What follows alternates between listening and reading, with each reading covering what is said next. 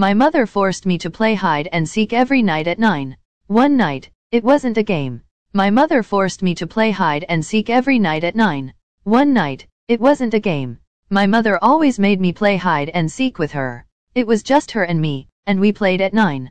Each time, without failure, she told me to ignore her during the game. She told me that she would purposefully try to trick me, but, you know, if you really wanted to trick somebody, why tell them anything? We played in the park. I thought this was normal. I knew other families didn't do this, but at the same time, I thought there was nothing wrong with us doing it. I liked the park after all. During the night the air was so fresh, and it was silent, and the trees seemed larger than usual. She counted down from 100, giving me ample time to run away.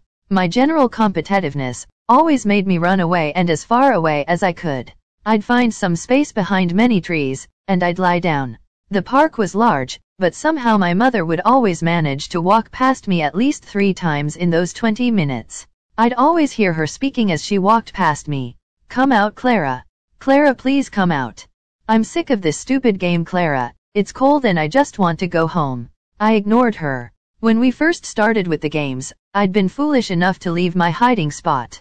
My mother's face immediately turned into one of fury. She'd walk up and grab me tightly by the shoulder as she scolded me relentlessly. "I told you not to listen to me, didn't I?" She would drag me back to the car, and ignore me until the next day, when we played. I didn't know why she did it. After I'd stopped listening to her during the 20 minutes of game time, it would no longer trick me. I knew she was lying, and it simply seemed like a waste of breath and energy to keep calling out for me. She got angry when she found me too. The park was a huge place, and if she hid somewhere I would never find her, but somehow my mother was excellent at tracking me down. It was like she sniffed me, and hunted me down. Instead of getting angry at me, she got disappointed. She'd sigh loudly, and her eyes would tear up, before she'd dejectedly walk to the car. That gave me the worst feeling ever, filling me with inadequacy. One time, she found me after only 2 minutes, and she broke down sobbing. I didn't get it. I felt a huge urge to win. I needed it, so I started to get creative. I hid myself in the bushes. I'd change my clothing to be more green and black and generally more inconspicuous. I got high up in trees, so it would be difficult to see me from the ground. I learned how to stay still, really, really still. And when I won, my mother would give me a smile. It wasn't a smile of happiness, or a smile of pleasure. It was more a relieved smile, but I felt so proud when I saw it. We'd go home, and I'd have an easy time falling asleep. Then my father came. One day, when I came back from school, I saw him talking to my mother. He was almost never home. Actually, I'd seen him twice in my entire life, and my mother never really spoke about him. He was really just a stranger to me. I noticed the expression on my mother's face immediately. It was pale, white, shaking, eyes wide. I couldn't hear what he was saying, so I got closer in towards them. Of course, their conversation stopped just as I did it. Well, my father stopped speaking. The expression on my mother stayed the same. He turned to me and smiled in a wolfish way. It made me recoil away with disgust. He sneered. He fucking sneered.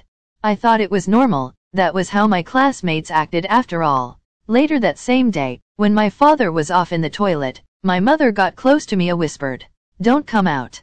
Not even after 20 minutes my father got really energetic right before bedtime. I thought we'd skip the whole hide and seek thing. My mom looked really sick, and looking at the clock, she said, "Let's take a trip to the park." I immediately noticed that she didn't mention hide and seek. "Why?" my father asked. "Why not? Get some fresh air maybe." "Fine," he said. "I like active anyway." What the hell did he mean by that? Mom told me to change with a certain look, and I caught what she meant immediately. Put on hiding clothes. After doing it, we got into TH car and we drove to the park. My mother was silent the entire way, but my father hummed. We walked together in the park for a while, my dad mumbling about work. I don't remember much of it. Honestly, it didn't sound like any job I'd ever heard. Then, suddenly my mother pointed at a tree in the distance. I noticed that it was the same tree she'd found me hiding behind the last time she'd caught me. These trees get so old. Then, they die. It's a shame they're stuck in place, unable to get away from the virus. She was saying, "Get away and hide." Death is the way of all living things, Dad said. No need to fear it. I think I saw a squirrel in that tree, I said. I'm going to go check it out. I disappeared into the forest. I'd grown well acquainted to. I got behind a hill, before changing direction and moving away. I made sure to try to move on the spots that wouldn't leave a mark. I needed to get far away before they noticed something was up. I thought about climbing a tree and hiding there, or about diving into a couple of bushes. Trees were only effective if people didn't check.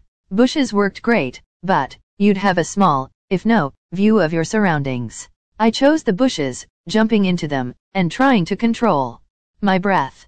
After a couple of minutes, I heard my parents walking in the distance. Clara, Dad shouted. Where are you, sweetheart? If you're hurt, please say something and we'll help. Clara. Mother said. Clara, can you hear me, darling? My heart beat faster. I knew for a fact that I shouldn't leave the bushes. That was the absolute worst thing that could happen. I kept me breathing under check. As they moved further and further away from me, then, they came back. Please, Clara, your dad isn't dangerous. Please come out. Clara, please, I need to get going soon. Please come out. Clara, Mom said. Where are you? Stop this silly nonsense, Dad said. Their voices eventually faded out. I stayed there, in the same position, for nearly a whole hour. My body started to ache, and I could feel insect crawling around on the back of my leg. I really wanted to leave this position. I heard a stick snap in the distance. It came from behind me. I hadn't heard their voices at all, had they just stopped speaking. That terrified me, and I felt I needed to turn around and get a view, but I knew that would give me away. Clara, stop with this silly nonsense. Come out. I was entirely silent. Clara, please come out. Her voice was turning more and more desperate, more guttural. Fortunately, it was what's meant to be around 70 meters away from me, but she was approaching. Clara, Mom said, I'm getting tired. I just want to go home, eat, and sleep.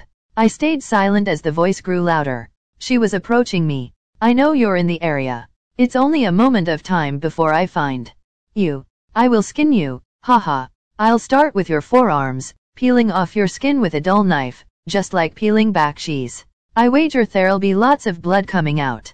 And screaming. I won't be able to focus, but that's alright.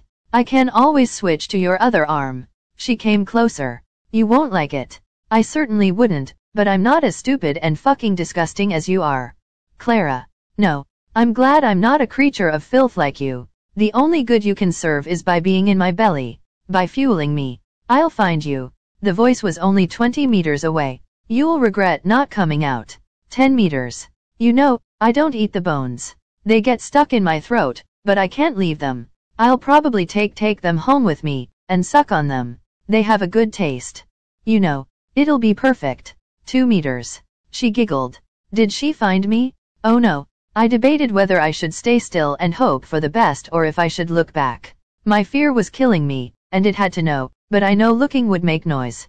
No, I had to stay still. I know where you are, she said. Fuck. But then, she began walking away from my spot. I'll suck on your eyeballs before swallowing them. They're better whole, and they're always wet and squishy so they go down the throat easily. If not, there's always blood. Oh, a mouthful of warm blood. Is there a better feeling? I stayed still for that entire night, even after I was certain that they'd gone away. It was only when the sun was above me, and I could hear other children, that I stood up. One child jumped back and shrieked. He must have gotten properly terrified. Then, I made my way back home. Dad wasn't there.